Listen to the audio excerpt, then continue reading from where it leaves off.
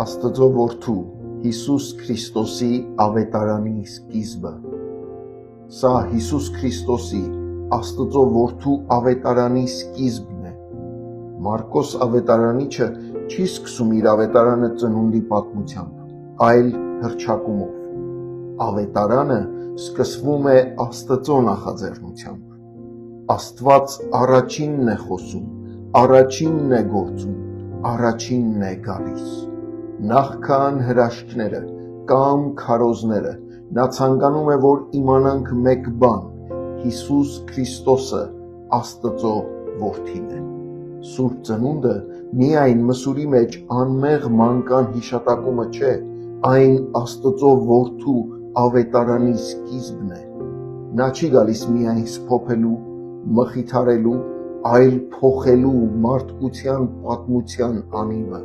Նրա գալուստով սկսվում է նոր ժամանակաշրջան,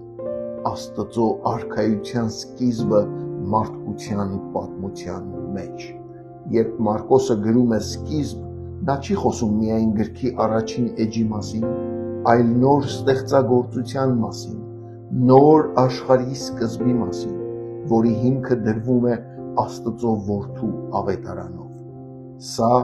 փրկության պատմության նոր սկիզբն է։ Աստված ինքն իջնում է կատարելու այն, ինչ մարդը չի կարող անել, փրկելու մեղքի իշխանությունից և վերականգնելու այն, ինչ կորսվել էր Ադամով։ Ավետարանի պատգամը հստակ է։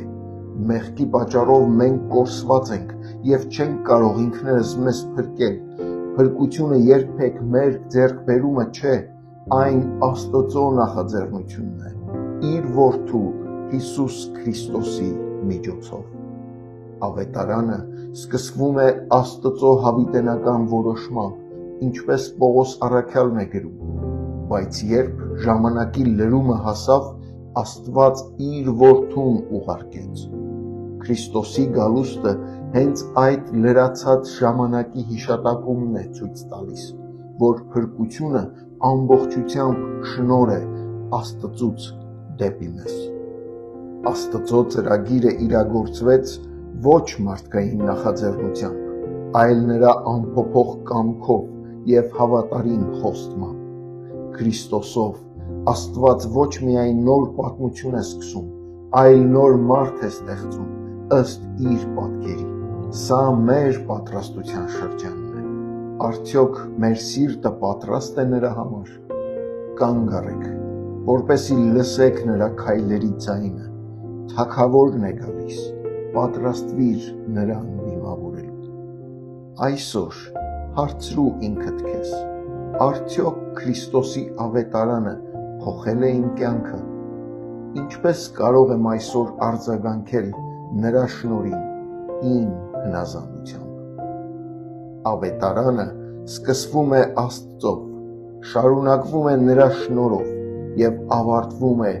նրա փառքով։ Աստծո որդու Հիսուս Քրիստոսի ավետարանը կենդանի է և զորեղ նաև այսօր։ Տեր, պատրաստիր իմ սիրտը քեզ համար, ների՛ր իմ մեղքերը և դարձրու ինձ ավետարանը կրող և ապրող անոթ քեզ համար։